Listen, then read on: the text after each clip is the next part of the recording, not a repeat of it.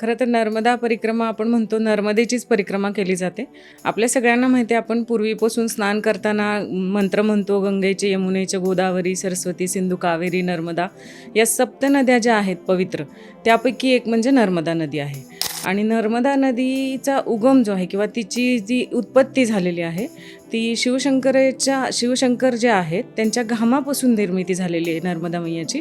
त्याच्यामुळे ती स्वतःसुद्धा शिवस्वरूप समजली जाते आणि म्हणूनच नर्मदा परिक्रमा केली जाते. ह्याला कारण असं की शिवस्वरूप असल्यामुळे तिला नर्मदा खंड जो आहे तो अनेक साधू संतांनी सुद्धा स्वतःची तपोभूमी म्हणून निवडलेला आहे किंवा अनेक देवी देवतांनी सुद्धा तिथे तपश्चर्या केलेली आहे. असे अनेक तीर्थ तिथं आहेत की 1,00,000 म्हणजे 1,00,000हून अधिक तीर्थ नर्मदा खंडामध्ये आहेत नर्मदा नदीच्या काठावरती. त्यामुळे नर्मदा परिक्रमेला खूप अनन्यसाधारण महत्त्व आहे असं म्हटलं जातं. बऱ्याच आपल्या पुराण कथांमध्ये वगैरे आपण म्हणतो काशीला गेल्यावरती मोक्ष मिळतो, चारधामला गेल्यावरती आपल्याला मोक्ष मिळतो किंवा पुण्य प्राप्त होतं.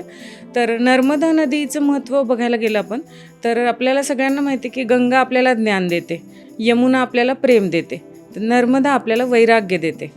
आणि आध्यात्मिक जर आपल्याला आपली प्रगती करायची असेल तर आपल्याला सगळ्यात आधी विरक्ती आली पाहिजे आपल्या सांसारिक जीवनामधून. तर हे जे वैराग्य आपल्याला नर्मदा मैया देते हे तिची परिक्रमा केल्यावरतीच आपल्याला ते मिळू शकतं.